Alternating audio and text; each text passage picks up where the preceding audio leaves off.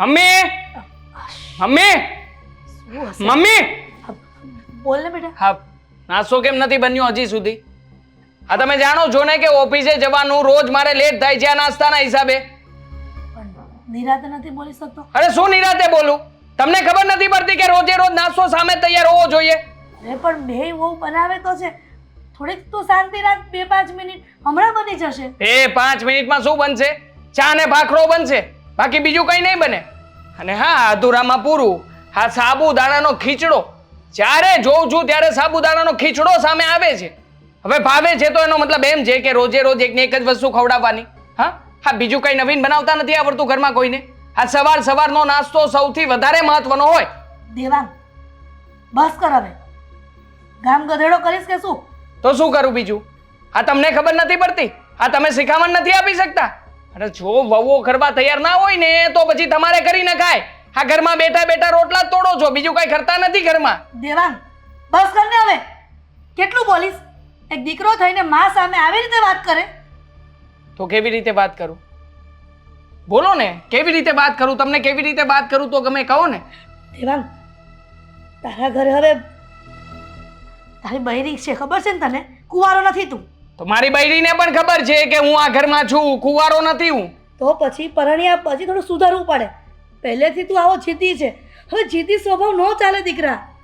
માની લઉં કે મારો સ્વભાવ આવો છે તો છે. હું મારા સ્વભાવને સ્વીકારી લઉં છું. પણ તમે લોકો મારા સ્વભાવ પ્રમાણે સેટ ના થઈ શકો. હા, દર વખતે તારો સ્વભાવ આવો છે, તને આવું છે, તને પેલું છે, તને ગુસ્સો વાતમાં આવે છે તો આવે છે. હવે એટલે સુધારો લાવ. કાલ ઉઠીને તારે ત્યાં સંતાન થશે તો પણ તું આવો સ્વભાવ રાખીશ? શિખામણની જરૂર નથી. શિખામણ નહીં આપવાની. હા, તમારી સલાહ, શિખામણ બધું જ તમારી પાસે રાખો. દેવાંગ, હું તારી માં છું ને એટલે સહન કરી લઉં છું. હા, પારકી દીકરી આવે ને એ સહન ન કરે. કેટલુંક સહન કરે દામિની. કરો તમારું ભાષણ શરૂ કરો. હું સાંભળી રહ્યો છું. કરો ને ભાષણ શરૂ. ભાષણ નથી કરતી, સલાહ આપું છું કે ભવિષ્યમાં તને કઈ તકલીફ ન પડે જીવનમાં. મારું ભવિષ્ય છે ને, મારું ભવિષ્ય હું બનાવી લઈશ. મારે મારા ભવિષ્યમાં શું કરવાનું છે અને શું નહીં ને એ મને ખબર પડે છે. વધારે સલાહ આપવાની જરૂર નથી મને. તને એટલી ખબર પડતી હોત ને તો આટલું જોરમાં બોલતો જ ન હોત અને ગમે તે વાતમાં આવી રીતે જીદ ન કરતો હોત. એમ છે? જીદ કરું છું? હા, આ જીદ કરું છું. આ જીદ છે ને મારી? દેવાંગ, હા તો જીદ છે. હા, જીદ છે મારી. શું કરી લેશો? દેવાંગ, અને હોય ને ત્યારે સલાહ નહીં આપવાની.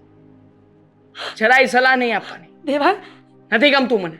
મને કોઈ સામેવાળો વ્યક્તિ જ્યારે સલાહ આપે ને ત્યારે ન જાણે કેમ અહીંયા ટકોરા વાગે અહીંયા.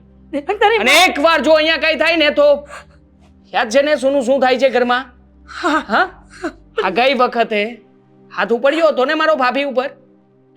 આજે બીજી વાર તમે ગુસ્સો અપાવ્યો છે મને. દેવાંગ, તું સારું નથી કરી રહ્યો.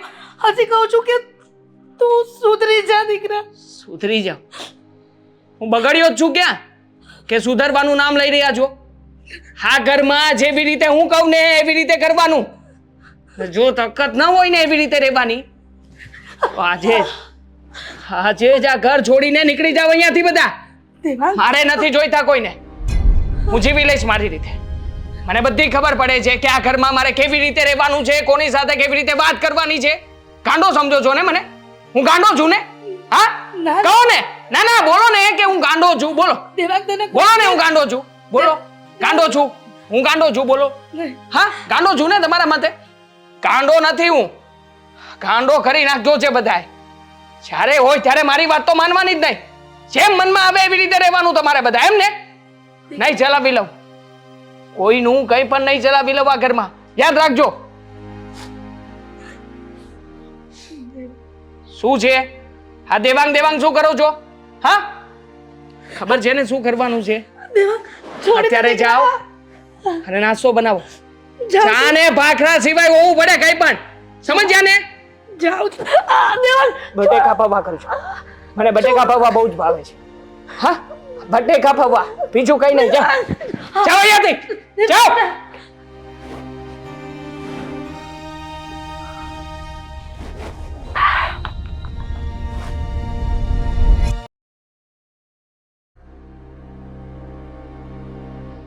જો બિંદેશ, તને છેલ્લી વાર કહી રહ્યો છું, મને છે ને મારા પૈસા જોઈએ. તું સમજે છે કે નહીં? આ 1.5 લાખ રૂપિયા નાની રકમ નથી, અને આવી રીતે ચીટિંગ કરીને તે પૈસા લીધા છે મારી પાસેથી. વાંધો નહીં. તને શું લાગે છે આ રાતના 1 વાગ્યા છે તો હું કઈ નહીં કરું એમ? હું 1 વાગ્યે પણ તારી ઘરે આવી શકું છું. તારા બૈરી છોકરાઓ છે ને, એમની સામે આવીને ઉઘરાણી કરીશ મારા રૂપિયાની. યાદ રાખજે. 1 મિનિટ. જો છેલ્લી વોર્નિંગ આપું છું, મને મારા રૂપિયા ના મળ્યા ને તો યાદ રાખજે. હવે મૂકું છું. હવે શું કરો છો? હા જો ને, 1.5 લાખ રૂપિયા લઈ ગયો છો ને એ પણ ચીટિંગ કરીને. પૈસા નથી આપતો સાલો. અરે તો આવી રીતે વાત કરવાની હોય? અરે જ્યારે જો ત્યારે બસ ગુસ્સામાં ને ગુસ્સામાં. વાત જ ના કરવાની હોય. આવા લોકોની સાથે વાત જ ન હોય. આને જેને ઘરે જઈને 2 લાફા મારીને રૂપિયા કઢાવવાના હોય. તો તમે જે પ્રમાણે ગુસ્સો કરો છો ને એ પ્રમાણે તો તમારી સાથે પણ વાત ના કરવી જોઈએ. હા તો નહીં કર ને. મેં થોડી કહ્યું છે કે મારી સાથે વાત કર. મેં બોલાવી છે તને. મારો વહીવટ કરતો હતો ને. 1 વાગે આજે આપણે બહાર જવાનું હતું, યાદ છે ને? હું તૈયાર થઈને અહીંયા બેઠી હતી. હમણાં આવશે, હમણાં આવશે, હમણાં આવશે. આવ્યા તો નહીં તમે. તો સંભળાવે છે શાનું? હા એનિવર્સરી બેનિવર્સરી માટે કઈ સમય નો કાઢવાનો હોય. અને આમ પણ આ 1 વર્ષે જતી રહેશે ને તો આવતા વર્ષે ફરી પાછી આવશે. મારો ધંધો નહીં આવે પાછો. ધંધો ના કરતા એવું હું કહેતી જ નથી. તો પછી આ સંભળાવે છે શાની? એનિવર્સરી છે ને, આમ છે ને, તેમ છે ને. કહ્યું હતું મેં તને કે હું વહેલા આવતો રહીશ, પણ મીટિંગ હતી મારી. હા જરૂરી મીટિંગમાં લેટ થઈ ગયું, અને પછી આનો વહીવટ હતો. હા બિંદેશ, યા સાલાને છોડીશ નહીં હું હવે. જેટલું કામનું મહત્વ છે ને એટલું મહત્વ માણસનું પણ છે. ખાલી કામને મહત્વ ના અપાય. મેં એવું નથી કહ્યું કે તમારો ધંધો મૂકી દો, પણ તમારા જીવનમાં હું પણ જરૂરી છું. જરૂરી છે? હા તું જરૂરી છે ને? હા તને શું લાગે છે આ બધું સહાય કરીને કરું છું? ભૂલી જવાય. અને આમ પણ જે સમયે જે વસ્તુની જરૂર હોય ને એ વસ્તુમાં ધ્યાન આપું છું. ખબર છે ને તને? તમે મારા ઉપર હાથ ઉપાડ્યો. હાથ શું, પગે ઉપાડીશ તારા ઉપર. શું કરીશ તું? અને એ પણ આજે એટલે કેવા શું માંગે છે? જોજે, હા જે બરાબરનો બાટલો છટકી ગયેલો છે. હા ખોટે ખોટો આ બિંદેશિયાનો ગુસ્સો તારા ઉપર ઉતરે ને એવું નહીં કરતી. હજી એ કહું છું. તો ઉતારો ને. તમારા માર ખાવા તો હું અહીં આવી છું ને, તમારો ગુસ્સો સહન કરવા માટે. અમે બધા તો તમારા નોકર છીએ. સવારમાં મમ્મી સાથે પણ કેવું કર્યું હતું? તમારી માં છે, એના ઉપર હાથ ઉપાડતા પહેલા મને સલાહ દે છે. મને સલાહ આપે છે.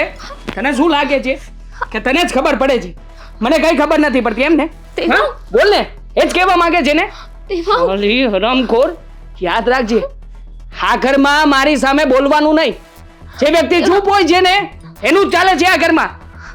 કોઈએ પણ બોલવાનું નહીં. અને સલાહ શિખામણ તો જરાય જરૂર નથી મને. તારી પાસે રાખ. કેમ આવું કરો છો? તમારી ગુનેગાર નથી. જનાવરની જેમ મારો છો. શું વાંક છે મારો? તો શું વાંક નથી તારો? એમ પૂછને તારી જાતને. 1000 વાર કહ્યું છે ને કે જે વસ્તુ મેં નક્કી કરી હોય ને એમ જ કરવાની, એના વિરુદ્ધ નહીં જવાનું. ને તમે લોકો સાલાઓ 1000 વખત સમજાવ્યા છે કે જ્યારે ગુસ્સામાં હોય ને ત્યારે મારી સાથે વાતચીત નહીં કરવાની, મને સુવા દેવાનો. પણ નહીં, હા તમને લોકોને એ સમય જ મારી અણી કાઢવાનો સમય મળે છે ને? કે બરાબર મોકો છે, અત્યારે સંભળાવી દઈએ, અત્યારે સાંભળી લેશે. અરે પણ કોઈની વાત નથી સાંભળવાનો. યાદ રાખજે. અને તમને પણ કેટલી વાર કહ્યું છે કે જ્યારે ગુસ્સામાં હોય ને ત્યારે કંઈ નહીં બોલવાનું. ગુસ્સો માણસ પાસે ન કરવાનું કરાવે છે.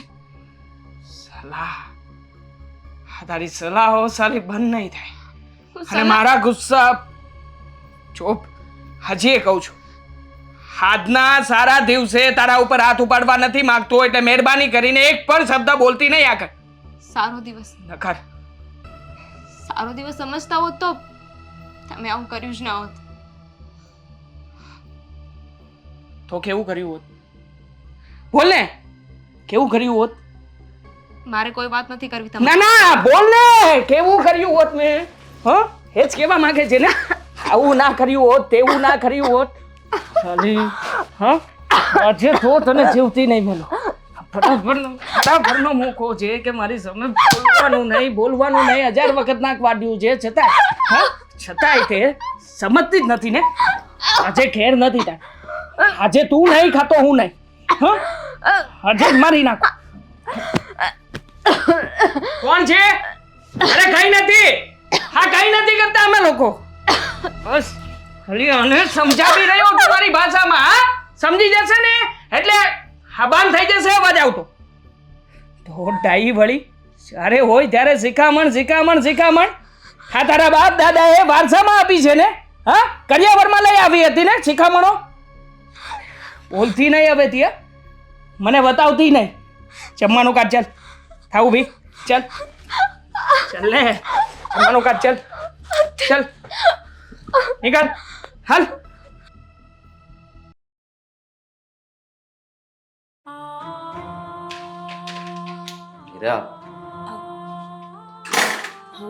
ચા બની કે નહીં? બનાવું છું પણ પહેલાં તમારી સાથે એક વાત કરવી છે. હા પાડતા હોય તો કરું? હા બોલ ને, કઈ વાત કરવી છે? જો ને આદિ, આ ખબર નથી પડતી કે દેવાંગભાઈને શું થાય છે. થોડી વારમાં એકદમ નોર્મલ હોય છે અને થોડી વારમાં એવું બિહેવ કરે છે કે વિચાર આવે છે કે આમને શું થાય છે. આ અવારનવાર દામિની પર હાથ ઉપાડે છે. દામિનીનો ચહેરો હાલતા ને ચાલતા કંઈ ને કંઈ વાગેલું હોય છે. ક્યારેક કોઈ વસ્તુ મારી દે છે, ક્યારેક થપ્પડ મારી દે છે. આ સારું થોડી લાગે. બિલકુલ સારું ન લાગે. મને એમ હતું કે એ ધીમે ધીમે એના ગુસ્સા ઉપર કાબુ કરી લેશે અને મેં ક્યારેય નહોતું વિચાર્યું કે લગ્ન પછી દામિની બહુ આ ઘરમાં હેરાન થશે. દેવાંગ છે કે સમજવાની જગ્યાએ એ તો એને રમકડું સમજે છે ને મજા આવે એમ એની સાથે કરે છે. ખાલી એને જ? બધાને ઘરમાં દેવાંગભાઈ કે એટલું જ કરવું પડે છે બધાએ. પણ શું કામ? આપણને તો ખબર છે ને કે એનો સ્વભાવ પહેલેથી એવો છે. પણ એ નહીં ચાલે આદિ. સમયની સાથે માણસે બદલવું પડે છે. પછી એ તમે હોય કે હું હોય. હું તો બને ત્યાં સુધીની સાથે પ્રેમથી જ વાત કરું છું. આ એને મતલબમાં એને ક્યારેય ગુસ્સો અપાવવાનો જ નહીં. ગુસ્સો આવે તો તમે એની સાથે વાત પણ ન કરી શકો.